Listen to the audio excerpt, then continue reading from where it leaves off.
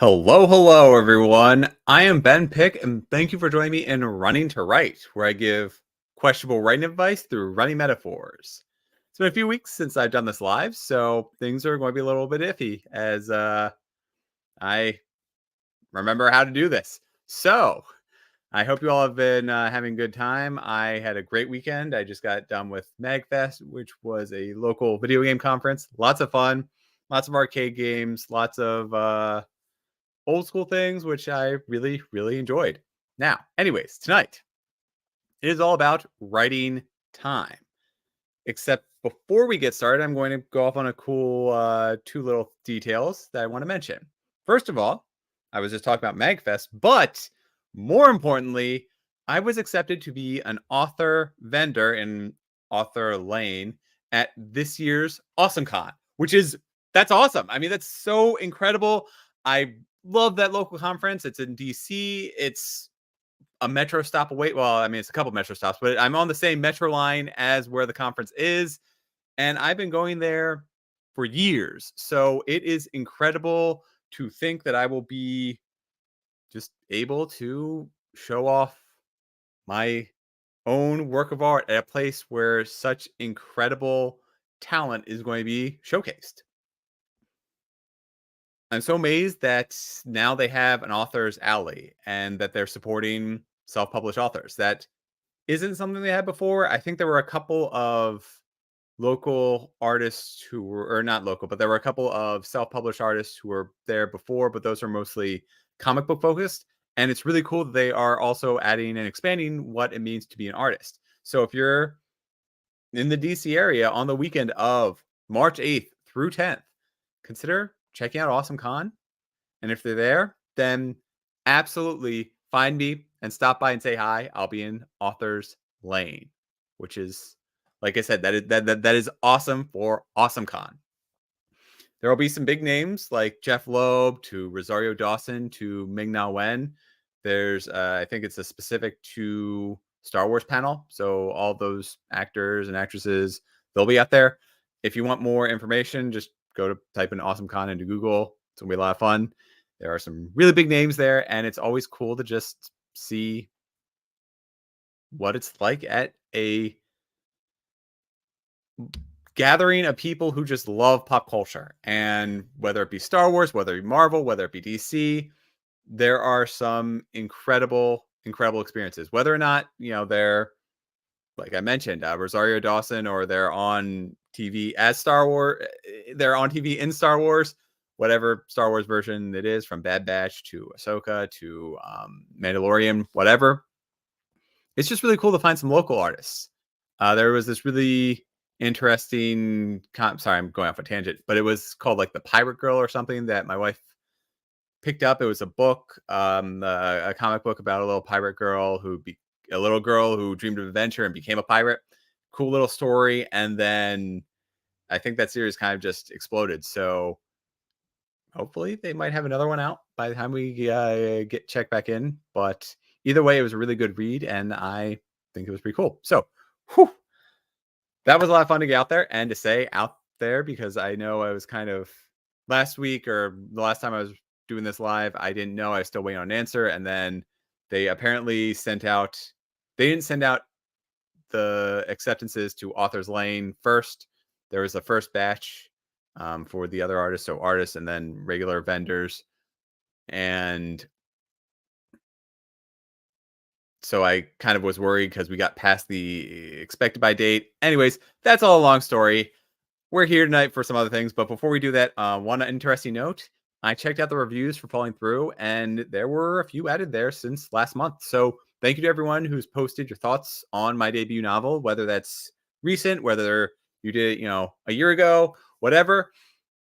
I want to definitely thank you. But more interestingly, we have a post from someone whose name I didn't recognize. And I always find that incredibly humbling to see. I mean, yet I know a lot of you out there. I mean, maybe not personally, but like I recognize your names in a review, and so I do greatly appreciate it. But I also think it's cool when there's somebody who I can't figure out how I am associated with or how they found my book. And it's really cool because in her review, she even alluded to how she's likely outside the target demographic, but still found the book to be enjoyable. So thank you. I don't want to call out your name here, but stranger, you are officially awesome, as well as everyone else, like I mentioned, who has posted a review before. I do read every single one of those. I do take to heart what you say, and it really does brighten my day every time. Even if I've already read it, to just read it again and say, oh, this person liked it. Oh, this person didn't like it. Here's the things that they would have preferred. And that I can use to better my craft for the next book. Now, anyways, tangents aside, moving on to tonight's topic. How do we deal with the passage of time in our novels? What are the benefits of spelling out that the specific year or time has progressed through the story versus implying it? What are the difficulties involved? Those are some of the questions I'm going to try and answer tonight. Some novels span an hour or a single day. Others span weeks, months, or even centuries. The Silmarillion arguably begins with the creation of Tolkien's universe, and I think ended just before the Second Age. I don't know. It's been a long time since I read that book. A lot of it is ephemeral and not concrete in the lore that it's telling. So a lot of it is open to interpretation. Now, my favorite series, Raymond Feist's Makemia series, spans about 300 years, give or take, over the 30 plus books that are behind me. So we have starting with the first one with Magician, and then I kind of skip a few in the middle. They're on a different shelf, but I didn't want an entire shelf dedicated to Makemia.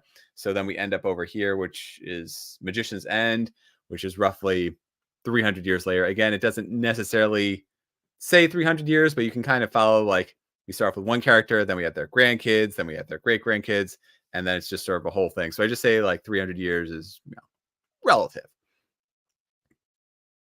But there's also a moment, don't want to go into too many spoilers because it's really cool, where the characters are stuck in a time-based trap and they travel back in time.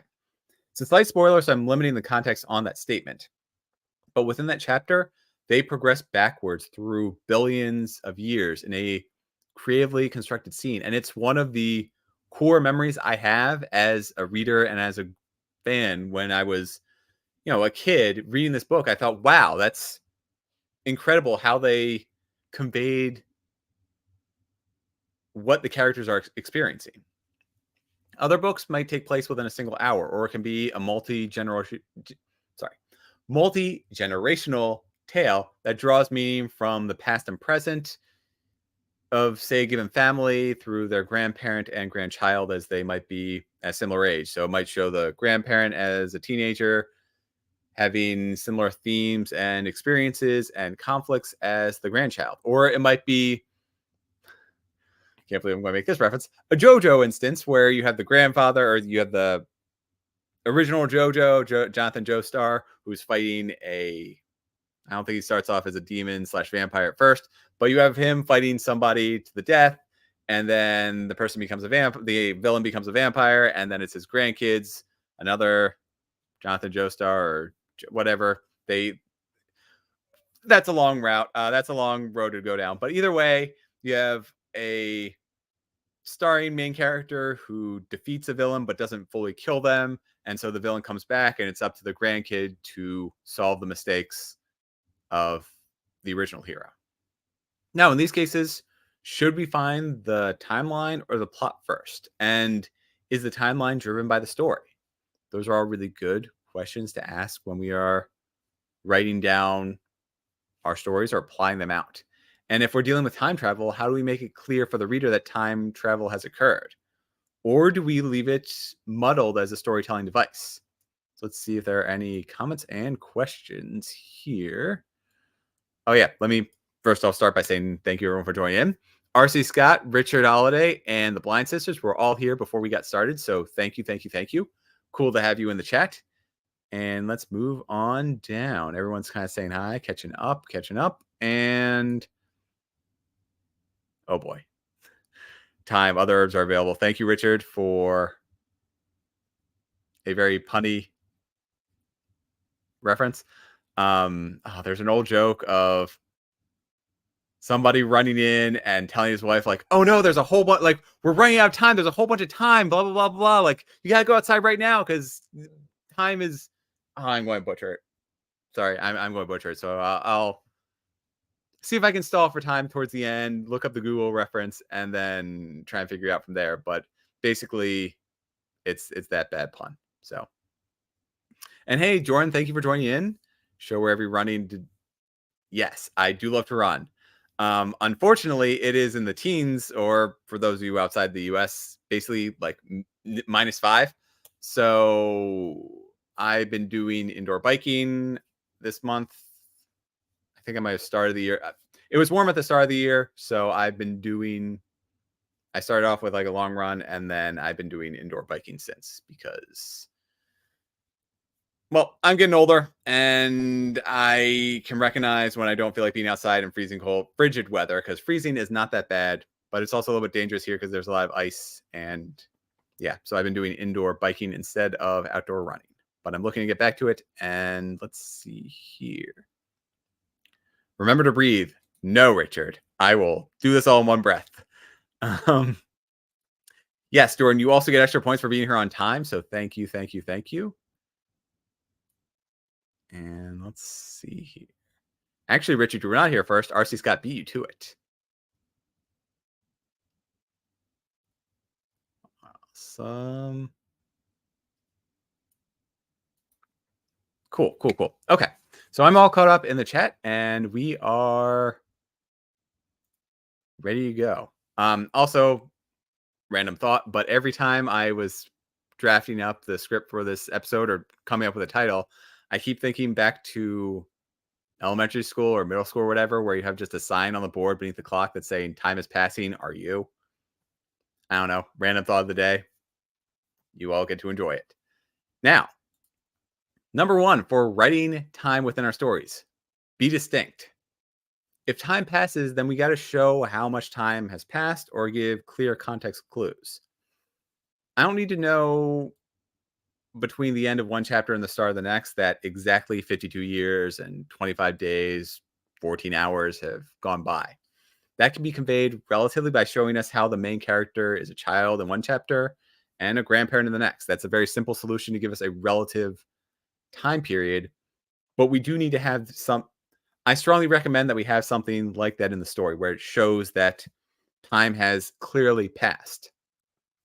Those delineations should be included, preferably explicitly, in case I miss some throwaway line for a Walkman being replaced by, say, Spotify streaming service. I might not gather that there's been a significant time gap to explain away modern technology. Now, as for me, since Richard is here, I will channel my inner Richard Holiday and say that I have a spreadsheet which tracks the details of my chapters. That includes characters, overall plot, and relative to this topic, the timeline. That was much more important in the first book when I was trying to balance all of the action adventure with a daily routine in school. So you would have different scenes that play out differently because one happens on a Monday as they have to prep for a test later on in the week. And then there's a weekend where they go to a party. And I wanted to keep all that in line because you can see how both the scenes evolve over the short period of time that it takes place and how the characters evolve. So they're studying for a test. They take the test. They fail the test. They pass the test, whatever. Different characters do better than others. And then they everything sort of evolves from there. But it is clear cause and effect based around time progressing. And so explicitly saying, hey, you have this event coming up. You have this trip that you have planned, helps show that, or I guess also tell that time is passing within the story. For example, in the third book that I'm working on, there's, I think, 4 early chapters that show the same sort of timeline within the story where something is about to happen in 2 days time frame. And so it's the characters preparing for it. So the characters will think like, oh, I have 2 days until we go off on this adventure. I need to get ready. I need to do everything I can. I need to say goodbye to my family. I need to have one last dinner with my friends. And so all of that shows how the details of the story get lined up in, well, I don't know, bowling terms. So you get all your pins up in a row, and then you just bowl them right over as the events get sort of checked off one by one by one by one. So going back to my spreadsheet, I use that to track how long the scenes take place and can reference when a week goes by between given moments, or show how one chapter immediately follows the cliffhanger of the previous one. Or say in the second book, I can go back to my spreadsheet for the first book and say, oh, this entire adventure happened over a 1 month period. So I can reference that 1 month period where they, spoiler alert, miss school, and reference how they need to play catch up between, um, as kind of a side plot. Number two, simple is key. Each character introduced is one more complexity to the story. I think the going recommendation is that each character you introduce is anywhere from 5,000 to 10,000. Well, let's just say 5,000 words, 1,000 to 5,000 words, depending on how relevant they are in the story. Likewise, each shift in time makes a story more complex. It's not that expensive in terms of word counts, where you need to devote 1,000 words to show the change between yesterday and today, but it is still something that you need to devote the word counts to. Jumping forward and forward or back and forth will confuse readers, so that complexity needs to kind of be adjusted, or better yet, kept simple.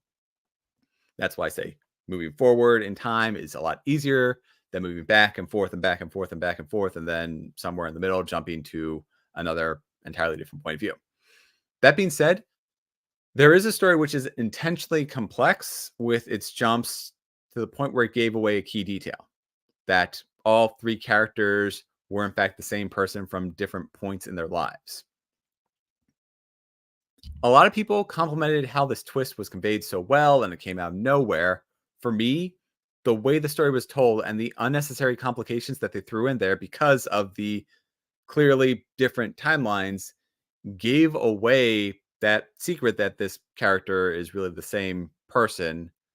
Maybe the third or fourth chapter when we return to the first POV. So because the story was overly complex, I knew that there had to be a reason for it, and that kind of led me to the conclusion that surprised a whole bunch of readers. So in that case, I would have preferred a simple story instead of having complexity for complexity's sake, or complexity to hide kind of a secret, because removing that intentional obfuscation, I think, would have made the story better. But then again, that is a New York Times bestseller, so what do I know? I do think it would have made me enjoy the book, and especially the series, a little bit more. Then again, I am obviously just one person's opinion, and that novel and series have received wide praise across the board. So, take whatever I say with a grain of salt. Number three, within the timeline, we should be highlighting differences. For example, what was a town could now be a flourishing city. One of the best parts between Avatar: The Last Airbender and The Legend of Korra is its world building. 70 years passed between one series and the next. The first started with kind of an extremely limited sense of technology, where they had blimps, but they were basically just hot air balloons, where it was powered by their magic system. Korra comes in with an industrial revolution already underway. This is believable, and the timeline is similar to reality, where once you get a spark of technology, things just sort of take off, literally into outer space.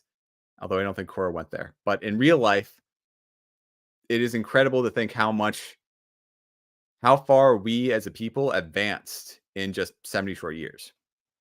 And seeing that world evolve to automobiles was pretty interesting, where they had horse-drawn carriages in Avatar: The Last Airbender. They now have gas-powered automobiles. More, it was the blending of technology with the magic system that truly made The Legend of Korra shine. And all that comes through in the differences they convey between pre-Avatar: The Last Airbender with its But we'll say starting off at year zero, and then 70 years later with Korra, where they have just a lot more technology imbued in.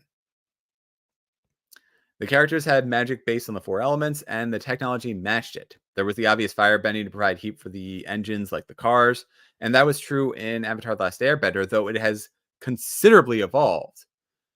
And now the Earthbenders are using their metal bending to control whips and dive from hot air balloons as a mobile police force, which is instead of just hot air balloons, it's like a full-on blimp. That's probably the better way of describing it. So they had a floating police station via the blimp that was augmented by bending from the individual police force. Now, number 4, be consistent. This should sound obvious, but there are some stories I've read with 50-hour days when it should only be 24 because there's no magic in those stories. There was a climactic moment in the morning, a parade, a lunch scene, a dozen other moments which could not have happened within a 24-hour period. So when you are using your spreadsheet and keeping track of all those details, try to take into account how long things actually take. And I don't know, like with real life, I know that getting from here to, say, one of my friends' houses should be a 10-minute drive. I know that in actuality, it's more like 15, if not 20, if there's an accident. So you don't need to be that specific. I mean, you can obviously, if you want to throw in some world building and say, hey, there was an accident, so it took twice as long to get there, because that's a very DC occurrence, or just rubbernecking or whatever. But the point is to be consistent and be realistic. So no 50-hour days, no extremely impossible 24-hour periods where just everything happens to the characters. Because even if everything is happening to the characters, it would kind of break the realms of reality. In the some authors do take that to far extremes. And let me see if there are any explanations in or any questions in here. So cool. Let's see here. So Jordan, you're talking about the hyperbolic time chamber in Dragon Ball. Yes. That is pretty interesting. So there were events going on outside of the hyperbolic time chamber. You have multiple battles that are taking place. And then inside, you have the characters going through a year's worth of training in a day. So, yeah, that is something to absolutely factor in and take into account, because there were plot related events that happened only because certain characters were locked away for training. Meanwhile, the world is kind of going to hell around them. So, yes, that is actually a really cool example to bring up.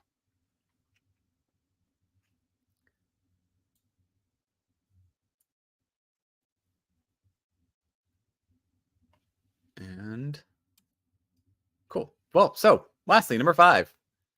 I've been kind of dragging this along, so let's end with the rule of cool or fun is supreme. So, how long does a DNA test take to get results from? I don't know. I did research and found a wide range from 2 weeks to 2 months. Still, it's unlikely to get a result back in a day, even when expediting the order, like what Law and Order and all these other stories which use DNA testing try to do, where they don't really have a reasonable time frame. But if it makes the story better to have high action, fast paced, 24-hour nonstop explosions extravaganzas, I guess go for it. I forgive a lot of inaccuracies and blatant disregard for, the watch that I'm not wearing, i.e., physics, if I'm being entertained. Even so, because we're going the Law and Order route, which brings me in the headspace of NCIS. So, yeah, disregarding time itself, never have two characters typing on the same keyboard to type faster. That was just dumb and will forever deserve to be mocked, because that is some of the dumbest writing I've ever seen on a show. Anyways, rule of cool stands out. I try to go for the rule of one cool. So for each cool thing, you get kind of one free pass. It's kind of like well, the examples right behind me. I have a book on superhero powers and writing them realistically, but basically, Cyclops has optic blasts, which are concussive force. It's not actually a laser. So that is his one power, which is pretty cool. But at the same time, he sends out force with his eyes that is used and shown to push over cars. That actually defies it defies a lot of things, but defies two different laws of physics. So the one is, he has his powers to shoot out blasts from his eyes. That's the rule of cool. The second thing is that the force expelled would also require him to have some incredible neck and or feet support because he's used it to blast away cars and asteroids. So you have one cool thing which requires two I don't know what the word I'm looking for is there, but you have one cool thing for two strikes against it. So that in that way it kind of overrides it. So I try to keep it to one cool thing per one thing that we overlook, meaning physics. So if you want to have some extreme car chase and then get somebody caught at the end of it to thrown in jail and then have a jail breakout scene, is that believable to all do in one day? Maybe. If it's cool enough, sure. Let it happen. But if you are also throwing in some DNA testing or some crazy in-depth hacking that needs to take place, it all kind of starts building up against the story, and eventually at some point readers will just walk away, or I'll get really bored with the story when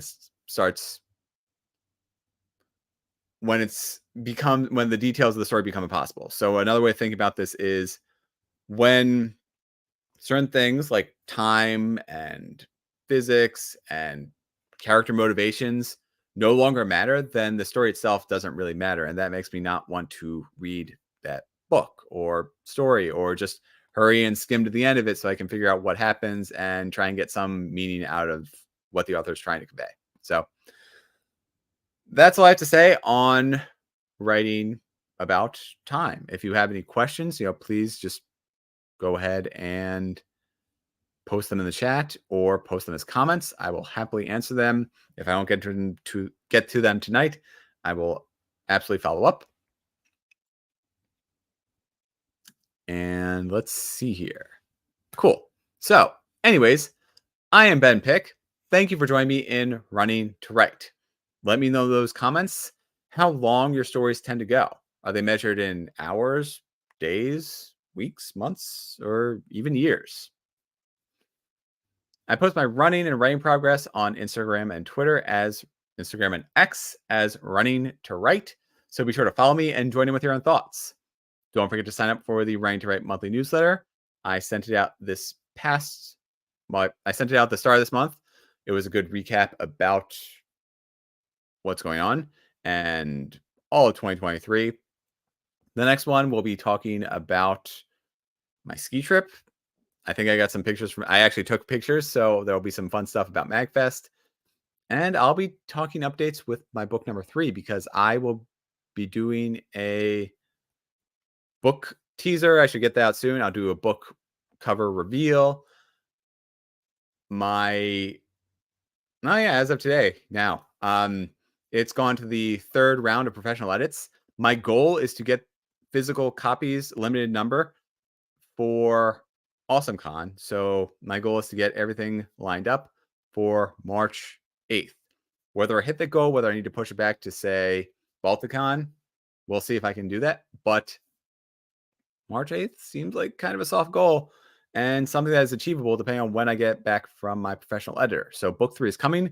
Book 3, I put a lot into. I think it is better than books 1 and 2. I think they get better as they go. There's a lot that books 1 and 2 foreshadowed or hinted at that gets paid off in book 3. So I'm really excited to go through some of those details. And with all that said, see you next time. Until then, track the days of our made-up characters' lives. Bye, everyone.